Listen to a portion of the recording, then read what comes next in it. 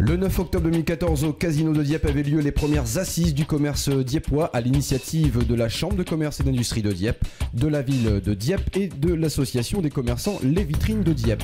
Enjeu important pour préserver et dynamiser les commerces de proximité, analyse précise, propositions de développement, innovation, tourisme et réaction. Autant de sujets que je vous propose de regarder maintenant.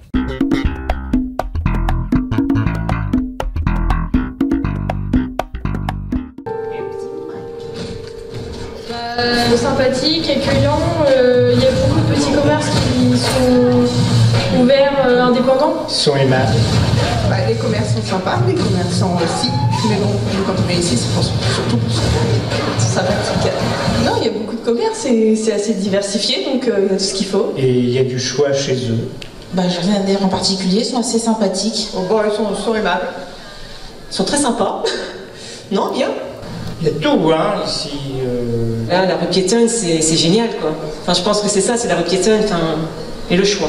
La promenade de la Grande Rue est superbe. L'heure d'ouverture aussi, parce que des fois, c'est pas ouvert assez tard, ou le dimanche, ou des choses comme ça, parce que la semaine, quand on bosse, on n'a pas le temps, donc... ou le midi, des fois, c'est fermé, c'est chiant. Voilà. Par contre, ouais, le lundi matin, ils sont pas ouverts. Plus de commerces divers au niveau de la mode, parce qu'on retrouve beaucoup le même style. Moi, ce serait pas un commerce qui me manquerait, ce serait plus l'animation, quoi. Enfin, des bars ou des restos qui font des spécialités et qui ouvrent plus tard le week-end, parce que je trouve que c'est un peu mort. Donc effectivement, là, on va vous présenter un extrait très rapide d'un certain nombre d'études qui ont été menées par la Chambre de commerce de Dieppe dans le cadre de la création d'un observatoire du commerce qui couvre toutes les communes du territoire de la CCI. Quand on interroge les commerçants diepois sur la provenance des clients, ils nous disent que, grosso modo, ce sont à 36% des habitants qui habitent en dehors de l'agglomération et à 27% des habitants de l'agglomération. Le nombre de clients qui transitent et qui viennent faire des courses à Dieppe, on a des clients beaucoup plus éloignés encore que ce qu'on imagine. Et donc ça veut dire, là encore, l'obligation d'aller les chercher. 67% nous disent qu'ils attendent plus d'animation, plus d'événements. 54% un meilleur stationnement et des accès plus faciles. En troisième position, on a les opérations promotionnelles. Et en quatrième logique, les diversités de magasins.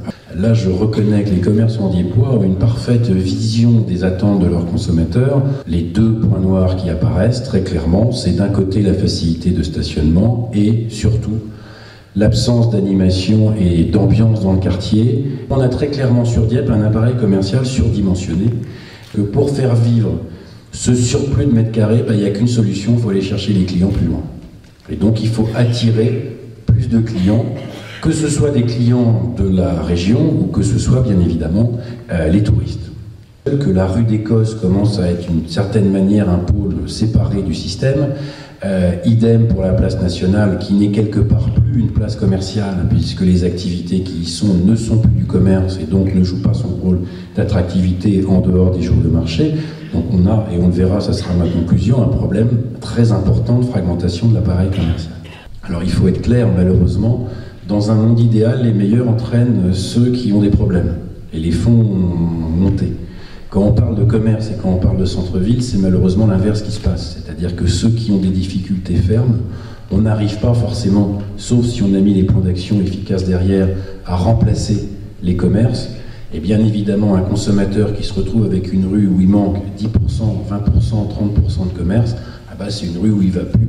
Toutes les villes qu'on a pu analyser en France, et on les a quasiment toutes analysées au niveau national, toutes les villes qui ont un circuit commercial en ligne droite ont toutes des difficultés commerciales. Toutes les villes qui arrivent à reconstituer un circuit marchand, c'est-à-dire à la limite une boucle, un 8, ce que vous voulez, enfin grosso modo, où je ne repasse pas par les mêmes endroits. Toutes ces villes-là sont des villes qui sont en bonne santé, enfin en relativement bonne santé commerciale compte tenu de l'environnement actuel. Premier élément, moi, si j'étais commerçant à Dieppe, je serais très inquiet sur l'avenir, je l'avoue, et ça ne va pas s'améliorer dans les années à venir. Et on est donc dans une situation qui va se tendre, qui va être plus difficile. La situation difficile que nous a présentée Thibaut, elle va continuer à exister et continuer à être le quotidien de votre activité sur la ville. Vous voyez, l'exigence que les consommateurs ont par rapport à vous est beaucoup plus forte que ce qu'elle n'était il y a au début des années 2000, bien sûr. Le premier élément de cette exigence, c'est en effet une qualité des produits que vous allez proposer, des produits ou des services que vous allez proposer. Et donc ça, c'est un élément fondamental, parce que aujourd'hui, quand on demande aux consommateurs qu'est-ce qui les motive pour acheter, eh bien, le prix, non, c'est plus une motivation. On a tellement envie de conserver son argent et donc d'épargner pour une situation plus difficile à l'avenir que même la politique de promotion, la politique de prix n'est pas suffisante pour déclencher l'achat. Les dimensions liées au local, liées à l'environnement, liées au développement durable, c'est très bien, ça peut être un élément, un plus. Mais ce n'est pas ces dimensions-là qui sont des dimensions de motivation. Les seules dimensions de motivation aujourd'hui que l'on voit chez les consommateurs, c'est la qualité produit. Je veux savoir qu'est-ce que vous me donnez pour l'argent que je vais aller dépenser chez vous. Les secteurs qui marchent le mieux aujourd'hui sont les secteurs qui sont les plus innovants. Les technologies de l'information et de la communication, la téléphonie mobile, les tablettes sont des produits innovants qui donne envie aux consommateurs aujourd'hui d'acheter. Si on trouve exactement la même chose au supermarché que chez lui, il y a de grandes chances que ce soit le supermarché qui l'emporte parce qu'il sera normalement moins cher. Du coup, si les commerces sont fermés, en l'occurrence, bien sûr, ils ne viendront pas dans le centre-ville. Donc adaptation au mode de vie des gens qui sont de plus en plus nomades. On est tellement en crise que les consommateurs sont à la recherche, j'ai envie de dire même les citoyens, les individus sont à la recherche du moindre petit élément de plaisir, de loisir, d'agréable qu'ils peuvent trouver. Dans une période où il faut aller chercher ses clients, eh bien tout ce qui va être animation, tout ce qui va être donner envie aux gens de venir, de passer un moment plaisant, un moment agréable, travailler ensemble pour réussir à créer ces animations est un élément fondamental de recrutement d'éléments d'animation. Par exemple, c'est de se dire comment je pourrais fidéliser les gens, leur donner envie de venir plus souvent chez moi en leur montrant les usages de ces produits. C'est, à mon avis, la seule porte de salut, mais c'est vraiment une porte qui s'ouvre aujourd'hui chez les consommateurs. Il serait dommage de ne pas la prendre. Je vous invite à regarder vos places. Quand vous venez... L'innovation, ce serait justement la technologie informatique pour laquelle je ne suis pas douée. Donc moi, ce que je privilégie, c'est l'accueil et le conseil du client. Voilà, le contact relationnel humain direct. Alors en ce qui concerne l'innovation, pour nous, l'objectif c'est de pouvoir proposer de nouveaux produits.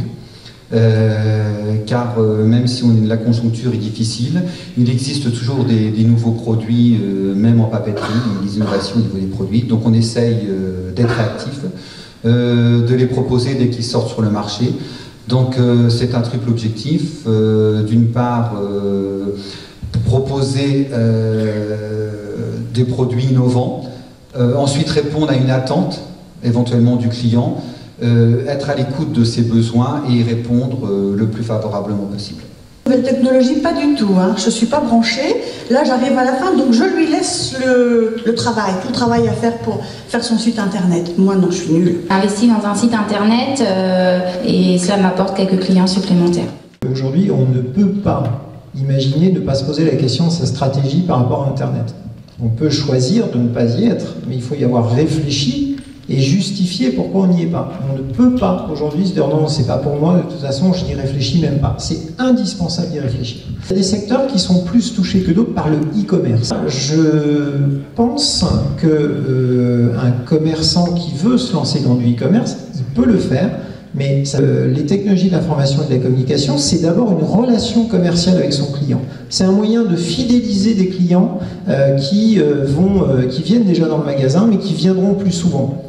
Eh bien, je me suis servi d'une tablette, d'un iPhone et des nouvelles technologies pour vendre ce qui se fabriquait en 1892. Donc effectivement, aujourd'hui, je suis, tout le monde dit, sur une niche. mais je me suis créé ma propre niche. J'exporte dans le monde entier.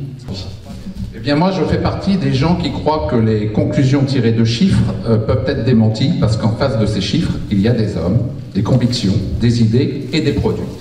Et on a là quelqu'un qui a un seul défaut, il n'est pas diepois, mais il a beaucoup de qualités et il a beaucoup d'idées. La première idée qu'il a eue, c'est de se démarquer de ses concurrents pour essayer de vendre des produits qu'on ne trouvait nulle part ailleurs. Et son produit vedette, c'est ça, c'est un tricorne. Alors, Stéphane Bern décrirait mieux que moi ce produit. Et ce produit-là, Monsieur Le Filat l'envoie partout dans le monde. En Nouvelle-Zélande, en Australie, un peu partout. Avec Internet, on peut tout faire. Donc voilà tout l'intérêt de la présence de Monsieur Le Filat aujourd'hui, c'est de dire que quand on a des produits de qualité, Franck le disait tout à l'heure, ou des produits qui se démarquent de la concurrence, où que l'on se trouve, où que l'on soit. Monsieur Le Filat est à Abbeville, il a une petite boutique, c'est pas péjoratif de le dire, Monsieur Le Filat, je crois, mais il réalise un chiffre d'affaires étonnant en vendant ces produits-là partout dans le monde. Ça veut dire qu'il est le seul à le faire, qu'il a trouvé la bonne niche et qu'il n'y a pas de fatalité au fait de ne pas réussir dans le commerce. En tout cas, j'aimerais que ces deux chapeaux marquent le souvenir de ces assises pour l'un et l'autre, et qu'on considère qu'à partir de ces assises, il y a eu un avant et un après pour le commerce diepois. Merci, Monsieur le Président. Vous êtes heureux? Oui, je suis content. Je veux dire que ça existe. Ça existe. Merci beaucoup. Qui existent déjà dans les centres-villes. Elles ont un coût, elles ont des contraintes, et puis on a rencontré un partenaire, Commercea, avec qui on travaille et avec qui on va travailler, qui nous a proposé une solution complètement dématérialisée, 100% dématérialisée, c'est-à-dire que la carte fidélité, c'est le smartphone du client ou son espace internet s'il n'est pas équipé. Aujourd'hui, 47% de la population est équipée en smartphone, c'est un chiffre qui croît de façon assez exponentielle. C'est quelque chose qu'on a tout le temps sur soi, qu'on ne quitte plus.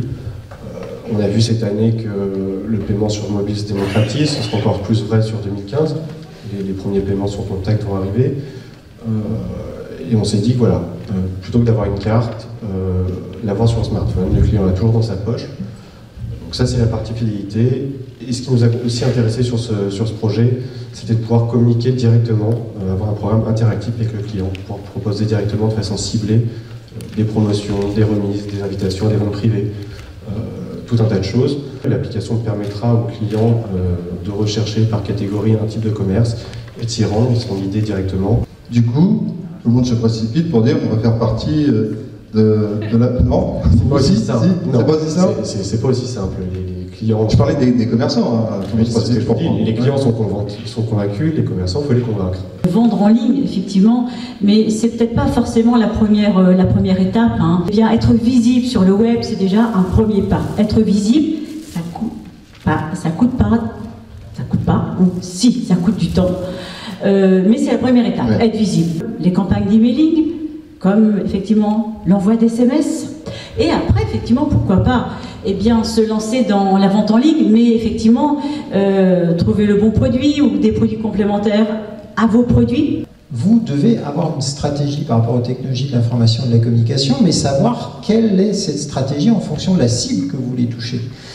Si on parle de Facebook, par exemple, clairement, si vous touchez même quelqu'un de mon âge, Facebook, ça n'a pas d'intérêt. C'est les jeunes qui sont sur Facebook. Donc c'est si vous avez une population que vous voulez toucher, qui est une population jeune, qu'il faut aller sur Facebook. Si vous avez un vieux comme moi qui a 45 ans, sincèrement, ça ne sert à rien, si vous cherchez à toucher les 45 et plus. On voit en termes de consommation réellement par rapport aux produits, bien sûr vous pouvez être sur Facebook pour échanger avec des amis, mais tout ce qui touche les marques, tout ce qui touche les commerces, c'est les jeunes qui sont dessus, c'est pas les plus âgés, sincèrement. Hein. Donc je reprécise, quand je parle Facebook, je parle Facebook commerciaux, et là on est vraiment sur les jeunes qui utilisent et pas sur les plus âgés. En fait, je voudrais savoir, du coup, passé 45 ans, comment, si on ne peut pas aller sur Facebook, on s'adresse aux gens? Ah non, mais là vous l'avez cherché, Eh bien, alors, il y a plusieurs solutions. L'emailing marche très bien, mais notamment, alors là du coup, plus après 60. Parce qu'on reçoit tellement d'emailing, si vous voulez, dans sa boîte mail, qu'on ne les ouvre plus. Ou alors l'emailing hyper ciblé. dans ce cas-là. Parce que ce qui va être un élément fondamental de décision d'ouvrir un mail, de regarder un SMS, c'est d'être sûr que l'information va nous intéresser. Donc l'important, c'est vraiment de cibler les populations sur lesquelles vous allez travailler. Être sur le web, c'est génial, ok, effectivement, ça n'a pas de risque, effectivement, mais il faut gérer, il faut surveiller ce qui va se dire sur vous-même. Parce qu'effectivement, les avis du consommateur sont utilisés par les autres consommateurs.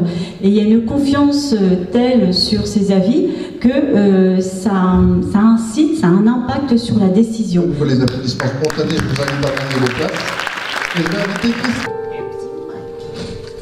Les touristes, nous n'en avons pas pour une raison un petit peu simple, c'est qu'il n'y a pas de signalétique non plus qui indique qu'on a des commerces sur nos villes.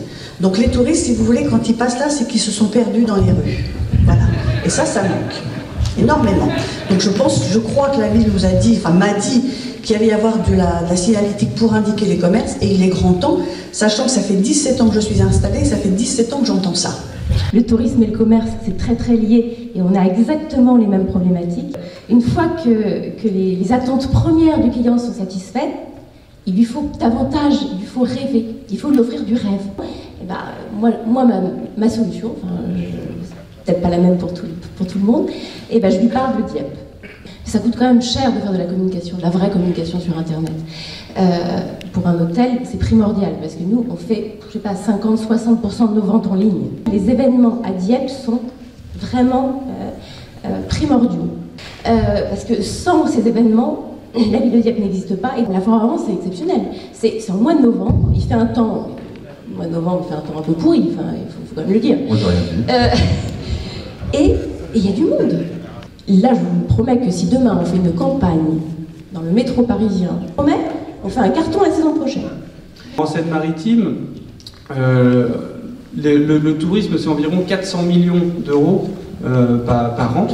Et c'est vraiment, et c'est plus de 38 000 emplois sur le territoire, et donc c'est vraiment une industrie finalement, une industrie du tourisme qui génère de l'activité économique et qui doit être vue comme telle. Chaque grosse manifestation, telle qu'elle soit, petite, moyenne, de valeur locale, régionale, nationale ou internationale, on va dire qu'elles ont toutes des intérêts communs, à la fois pour les commerçants et aussi pour les acteurs du tourisme. Donc effectivement, dans le réseau des chambres de commerce, il y a un outil qui a été mis en place déjà depuis plusieurs années, qui s'appelle Calvados Accueil.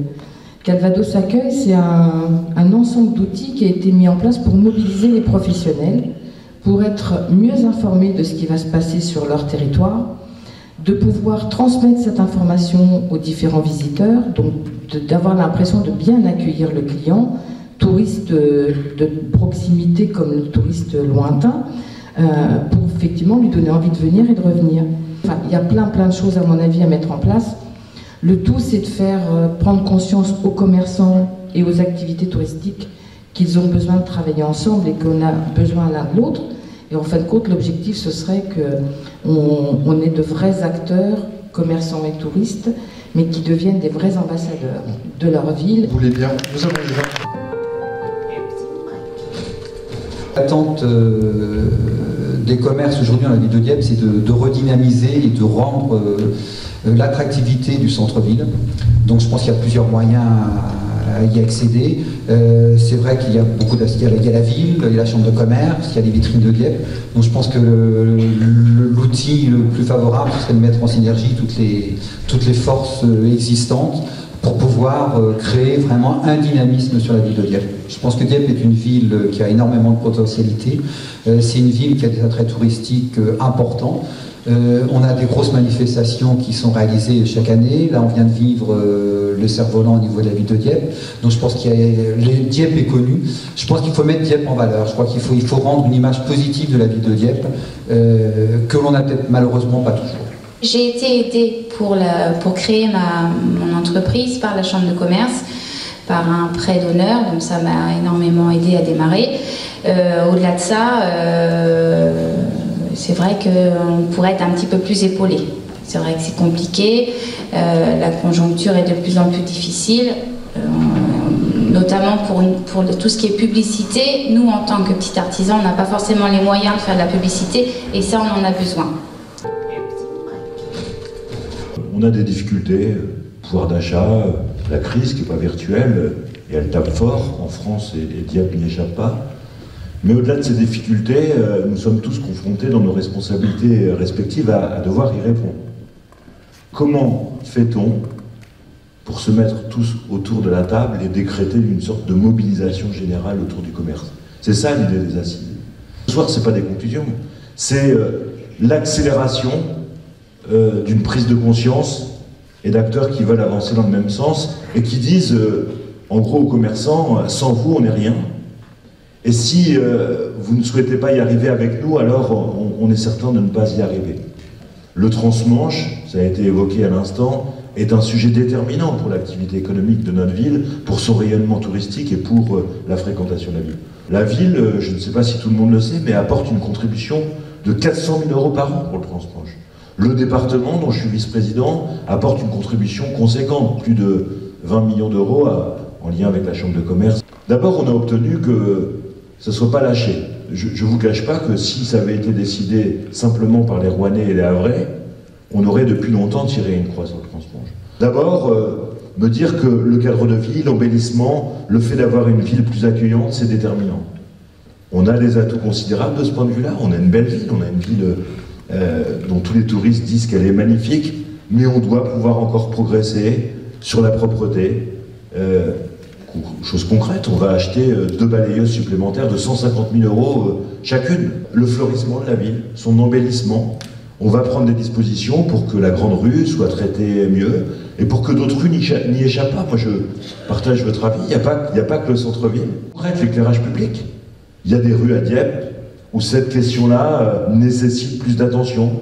Nous avons pris la décision d'inscrire au budget, dans la perspective de ces assises, et s'élancer, pas pour dans 28 ans, pas pour dans 18 ans, pour tout de suite, 100 000 € pour la signalétique sur la ville, en centre-ville, 40 000 € pour la signalétique sur Neuville. Dans le cas. Trop d'infos tue l'info. Les chevalets partout, je ne suis pas sûr que ça favorise le fait qu'on rentre correctement dans un commerce. Par contre, on doit pouvoir mettre en place une signalétique efficace.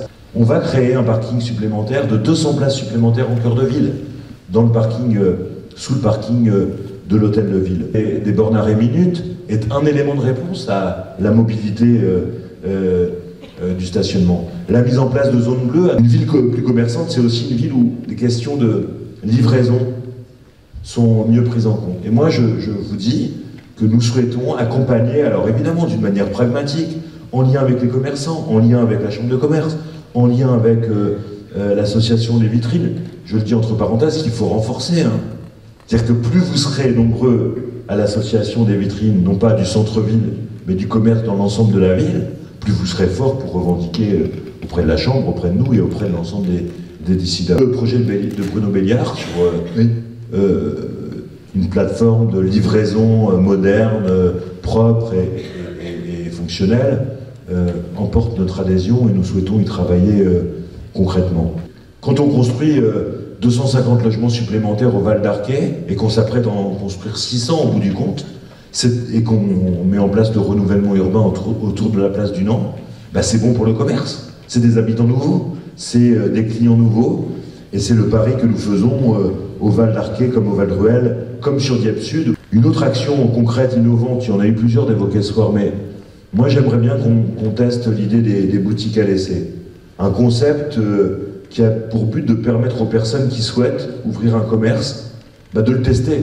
Quand il y a des cases non utilisées, c'est pas compliqué de mettre en place des baux précaires, révocables, courts, qui permettent à un commerçant de se lancer. On va modifier, en dialogue avec les agents du service public, les horaires du service public. Par exemple, pour que ça soit ouvert le midi. Par exemple, pour que ça soit ouvert un peu plus tard le soir pour ceux qui bossent. Et je pense que quand le service public se pose ces questions-là, il n'est pas complètement inconséquent que les commerçants se le posent aussi. Moi j'entends, je vis ma ville, je vais chez les commerçants, j'entends quelquefois des clients qui me disent samedi matin il y a quand même du monde, ce serait pas mal d'ouvrir un peu plus tôt. Ou le midi, des fois il y a du monde, surtout quand il fait beau comme ce midi, ça serait pas mal d'ouvrir un peu plus tard. Il nous faut être des ambassadeurs permanents de notre ville. Et les commerçants de ce point de vue-là sont les seuls ambassadeurs qui comptent avec les habitants. Et il vous faut être encore meilleur ambassadeur de votre ville. On a un nouveau directeur de la com, il a dans sa feuille de route d'inscrit comment on va être plus utile, plus efficace en mettant en place des outils plus pratiques pour faire en sorte que quand il y a le festival des Cerfs-Volants, quand il y a la foire Oiran, quand il y a un festival de la bande dessinée, du film ou que sais-je encore, eh ben que nous vous offrions les supports, les dispositifs pour communiquer là-dessus et vous les approprier.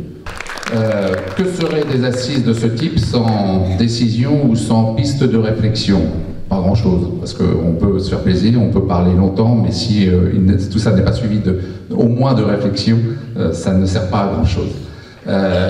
On a, nous, réfléchi à un certain nombre de pistes de réflexion que je souhaite proposer ce soir aux commerçants. La première de ces propositions, c'est de mettre en place, comme un de nos interlocuteurs l'a signalé tout à l'heure, un portail du commerce qui servirait à tous les commerçants indépendants qui n'ont pas de site, et si possible en les rendant ces sites marchands, à terme en tout cas. Deuxième solution et deuxième piste de réflexion que je propose ce soir, la mise en place d'un drive de centre-ville. Là aussi, ça répond à un certain nombre de problématiques. On a parlé des plages horaires, je crois qu'il y a des gens qui en ont parlé dans les micro-trottoirs, et monsieur le maire vient d'en parler.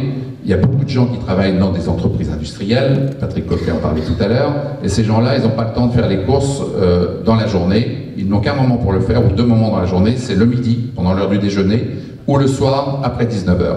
Il se trouve, et c'est un problème à Dieppe, je crois, que dans ces tranches horaires, nos commerces sont fermés.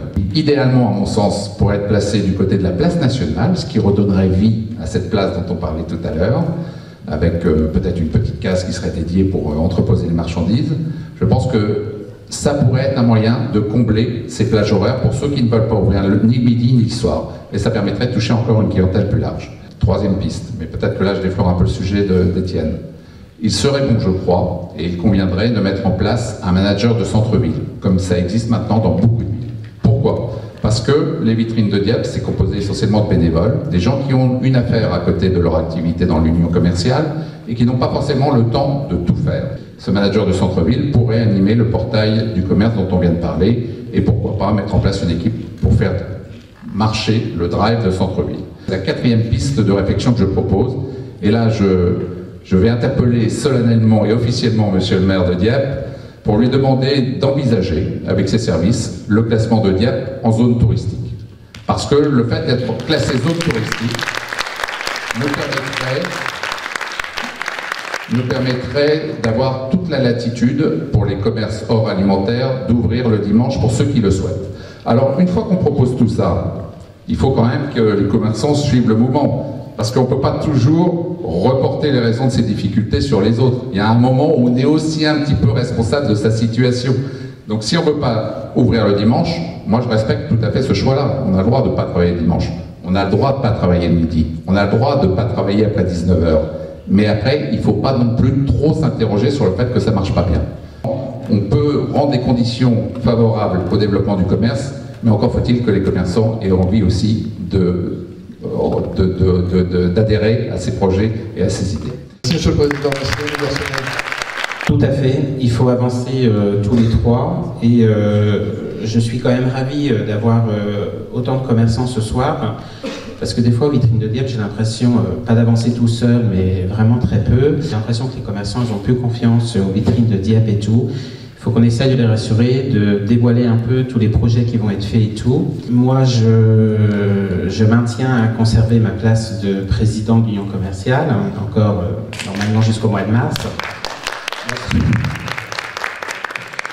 Après, je pense que mon rôle, alors des fois les commerçants ils me disent vous faites quoi vitrine de Dieppe? Mais des fois ils oublient que j'ai des rendez-vous souvent en mairie, souvent avec la chambre de commerce, qu'on s'occupe de plein de problèmes et tout ça, et c'est qu'une association de commerçants, je pense que c'est très important pour une ville. On va travailler en partenariat avec le centre du Belvédère. On a déjà fait quelques opérations avec eux pour la Figaro et le Tour de France à la voile cette année. je souhaiterais un manager de centre-ville, quelqu'un qui puisse rencontrer les commerçants, qui puisse nous faire le rapport, qu'est-ce qui ne va pas. Ben voilà, par exemple, je suis allé à Neuville, je viens de le dire, il n'y a pas ça comme action, il n'y a pas ceci, il n'y a pas cela. Et voilà, j'aimerais qu'on soit beaucoup plus de commerçants parce qu'à un moment donné, on tapera peut-être du poing sur la table. 20 ans que je travaille avec la ville de Dieppe, puisque j'ai travaillé avec Sébastien Jumel à l'époque quand il était chef de cabinet sur le contrat de ville à l'époque.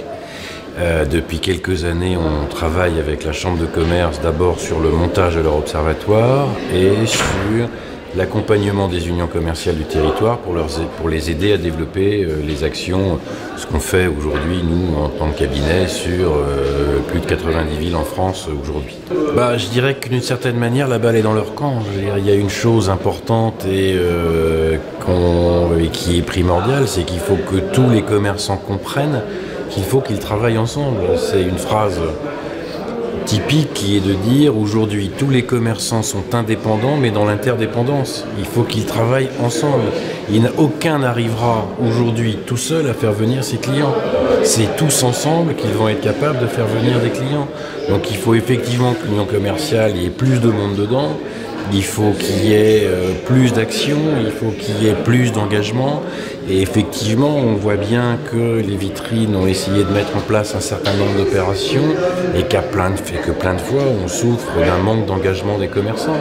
Et que sans les commerçants, on ne peut pas faire de commerce. On peut mettre la ville, on peut mettre la CCI, il y aura un moment donné, il faut que les commerçants y aillent. La question, c'est même pas qui croient ou qui ne croient pas aux opérations, c'est qu'à un moment donné, il faut y aller, il faut faire bouger le système. Alors vous parliez d'aller chercher le client plus loin, concrètement, comment on fait ? Concrètement, si on veut, il faut bien comprendre, moi j'ai entendu des phrases en micro-trottoir et après qui sont, quand on dit qu'on n'a pas besoin de faire de communication, il y a un moment donné, il ne faut pas rêver. Je veux dire, est-ce qu'un seul commerçant de Dieppe et des quartiers de Dieppe est connu par 100% de la population habitant dans un rayon de 30 minutes ? Bien sûr que non. Donc à un moment donné, ce qui est intéressant, c'est pas les clients, c'est ceux qui ne sont pas encore clients et qu'il faut aller chercher. Alors c'est un problème, finalement un problème de budget. On sait aujourd'hui que le commerçant a du mal à... Mais c'est bien pour ça qu'il faut travailler ensemble. On est tous d'accord. Ce que cherche un client, c'est la diversité. Donc montrons-lui la diversité des plusieurs centaines de commerces locaux. Donc communiquons tous ensemble pour lui dire, viens à Dieppe, il y a 100 commerces et des dizaines de milliers de produits. Il faut que la communication Internet, elle se fasse tous ensemble. Qu'est-ce que vous préférez en tant que consommateur ? Recevoir 30 textos le même jour de 30 commerçants différents ou recevoir un seul texto avec 30 offres ? Moi, je suis sûr qu'un consommateur qui se prend 30 textos dans la journée de 30 commerçants différents, il demande à ce qu'on enlève son numéro de téléphone des bases de données. S'il reçoit un seul texto avec 30 offres, il en trouvera bien 2-3 qui l'intéressent là-dedans, il restera abonné et il consommera. Alors, la solution, il y en a plusieurs de solutions, mais alors comment vous expliquez que depuis que vous êtes justement aux manettes indirectement, je ne suis pas aux manettes du tout. En tout cas dans le conseil, ça n'a pas pu évoluer. Il y a un blocage quelque part, il est où ce blocage ? C'est très variable selon les villes, si vous voulez. On a des villes où ça démarre très bien, des villes où ça démarre beaucoup moins bien. Il n'y a qu'un seul point qu'on ne maîtrise pas, c'est la volonté des commerçants d'y aller. On peut inventer tout ce qu'on veut, il y a un moment donné, ils y vont pas. Pourquoi, on ne sait jamais. Pourquoi des opérations qu'on a montées ici, on a mis 3 mois pour les monter, il y avait 20 commerçants. Pourquoi dans des villes plus petites, on la monte en 1 semaine avec 140 commerçants. Voilà. Donc il y a un moment donné, je crois que c'est un état d'esprit, les assises ont été un peu faites pour ça, pour que les commerçants prennent conscience qu'il fallait travailler tous ensemble et que tous ensemble, c'est tous les commerçants, c'est aussi avec la ville, c'est aussi avec la chambre, que tous ensemble on était plus forts. Je reprends les termes du président Garçonnet que je crois qu'on partage tous, plus fort et plus intelligent. Mais il y a un moment donné, on ne peut pas faire le commerce sans les commerçants. Je reviens rapidement sur l'annonce qui a été faite, officielle, de l'entrée du centre commercial, donc de la grande distribution au sein des vitrines de Dieppe. C'est quoi votre avis sur ce sujet ? Comme je l'ai préconisé, je ne vais pas le contester. D'abord parce que c'est les mêmes clients et qu'on est bien dans une logique de défense du territoire. Maintenant, il ne faut pas rêver, Auchan participe à condition qu'il y ait suffisamment de commerçants de Dieppe qui y aillent. Si demain, si vous voulez l'épargne récoltée, elle vient à 90% d'Auchan, je ne pense pas qu'Auchan va rester longtemps dans la boucle. Auchan, il n'a pas besoin de carte de fidélité, il a la sienne. Donc à un moment donné, c'est un effort que fait Auchan pour participer au commerce local. Il ne va pas être le seul. On parle finalement, si je fais une synthèse rapide de ce que j'ai pu comprendre, ce que j'ai pu entendre, on est sur un problème d'attractivité. On a du mal finalement à faire venir le consommateur pour qu'il consomme chez nous. Est-ce que finalement la carte de fidélité est une réelle réponse? Parce que qui dit fidélité dit fidéliser un client existant finalement. Oui. Est-ce que ça va vraiment permettre de l'attractivité? Oui, parce qu'en fait, le problème de fidélisation, ça porte très mal son nom. Parce qu'en fait, quand vous le faites à multi-commerçants, il y a des clients qui ont la carte, qui n'allaient pas chez un commerçant X et qui vont y aller parce qu'il prend la carte. Donc en fait, quand vous la faites à plusieurs et plus vous la faites nombreux, plus vous allez recruter des clients qui veulent utiliser la carte de fidélité et parce que vous l'avez, vont venir dans votre magasin. Ça sert aussi à recruter. On fait l'analyse dans des villes où on avait suffisamment de recul sur des cartes de fidélité. On a des commerçants qui ont gagné 10 à 20% de nouveaux clients. Et demain, comme on aura le fichier, et le plus important quasiment, c'est le fichier, c'est que si on s'aperçoit que j'ai un client qui va au numéro 1 de la rue et au numéro 5, on pourra lui faire des offres sur le numéro 3. Mais si vous voulez, le problème de l'ouverture, que ce soit entre midi et 2, que ce soit l'ouverture du dimanche, on a le problème à Dieppe de toutes les villes, qui est qu'on a des magasins qui sont de petite taille. Donc qui dit de petite taille, c'est des magasins sans personnel. On ne va pas demander à un commerçant d'ouvrir de 8h du matin à 8h du soir, 7 jours sur 7. Ça n'est pas possible, je ne suis même pas sûr que ça soit très légal de toute façon. Bon. Alors au moins s'ils fermaient tous à 13h, ça serait déjà bien. Moi j'insiste là-dessus, c'est tous ensemble à aller chercher les clients. Et on reste au repos le dimanche. Et on reste au repos le dimanche parce que la priorité c'est pas ça. Je veux dire que si demain matin, tous les commerçants, si demain matin dans la carte de fidélité, j'ai 70 commerçants, ok, que dans un an, j'ai 20 000 personnes en fichier.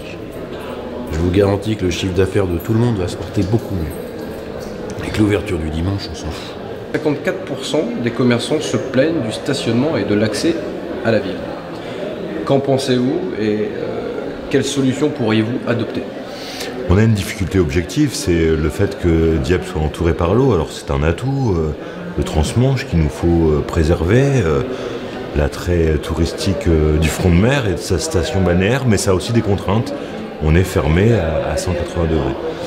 On a travaillé sur le stationnement, on va créer un parking supplémentaire en cœur de ville, 200 places supplémentaires. On va mettre en place des zones bleues dans un certain nombre de quartiers pour favoriser la fluidité du stationnement. Je pense notamment au quartier du Pollet ou au quartier de Jeanval. Et puis, moi, j'ai réaffirmé mon attachement à préserver le stationnement gratuit sur tout le front de mer. Et quand vous regardez des villes de front de mer de notre taille qui restent gratuits toute l'année, eh bien, elles ne sont pas si nombreuses que ça. Les gens se sentent persécutés par les agents contrevenants. Qu'est-ce que vous en pensez? Je pense que c'est un tropisme local et qu'on retrouve ça malheureusement dans toutes les villes. Moi, ce que je peux vous dire, c'est que à Dieppe, nous faisons en sorte de moderniser les problématiques de stationnement. Désormais, on peut payer avec sa carte bleue, désormais, on peut payer avec son smartphone. On va mettre en place des actions de partenariat, gratuité, pendant les fêtes de Noël, au jour de l'an. On va construire un parking nouveau devant l'hôtel de ville. Et évidemment, quand le stationnement est payant, il faut qu'il soit payant pour tout le monde. Et donc, voilà. Vous avez dit aujourd'hui, c'est l'accélération d'une prise de conscience générale. Ouais, n'est-ce pas trop tard, monsieur le maire? Non, c'est pas trop tard. D'abord, moi, quand je regarde les atouts de notre ville, la dynamique de notre ville et que je compare avec ce qu'on retrouve dans d'autres endroits, eh bien, quand je me compare, je me console. Donc, il faut être conscient des atouts considérables de notre ville, de la dynamique de notre ville. En disant cela, je mesure les difficultés des commerces. qui tiennent à la baisse du pouvoir d'achat de nos concitoyens, qui tiennent au manque de perspectives d'avenir pour nos concitoyens, et ça renvoie à la responsabilité de l'État. Pour ce qui nous concerne, on a décidé, avec la Chambre de commerce, avec l'Association des commerçants, de se mobiliser, d'abord de se mettre tous autour de la table, d'être dans une démarche d'écoute des commerçants pour tous ensemble se mobiliser autour du même objectif. Ma ville, j'y vis, mes commerces, j'y tiens, et donc on va multiplier les actions concrètes pour favoriser le commerce de proximité, parce que c'est un lieu de dynamique et d'emploi, mais c'est aussi un lieu d'âme de la ville, d'identité de la ville et de cohésion sociale au sein de la ville. Vous avez pris ce soir des vrais engagements.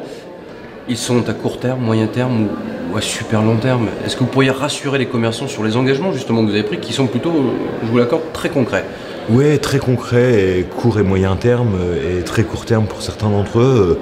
Bref, l'ensemble des actions que j'ai développées ce soir n'ont pas vocation à être reportées à la cinglinglin, mais bien à se mettre en œuvre aujourd'hui, demain, et dans le mandat, en tout cas, au service de la dynamique commerciale. Une phrase pour les commerçants et ensuite une phrase pour le consommateur. Pour les commerçants, soyez les ambassadeurs de notre ville.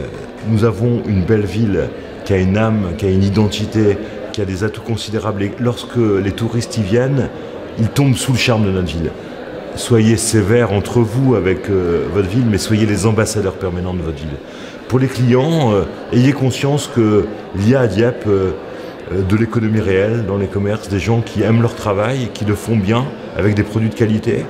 Et donc, comme votre maire, évidemment, consommez en fonction de vos besoins, mais consommez en ayant le souci de préserver l'emploi local. Le Made in France, le Made in Dieppe, ça a du sens.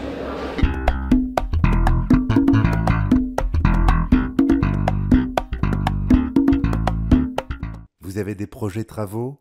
Une réparation urgente à faire? Vous recherchez un artisan? Sachez qu'avec 76devis.com, vous obtenez vos devis en quelques clics. 76devis.com sélectionne pour vous les meilleurs devis auprès des entreprises après avoir négocié pour vous. Et en plus, c'est 100% gratuit. Oui, 100% gratuit. Alors, gagnez du temps et de l'argent en allant tout de suite sur 76devis.com.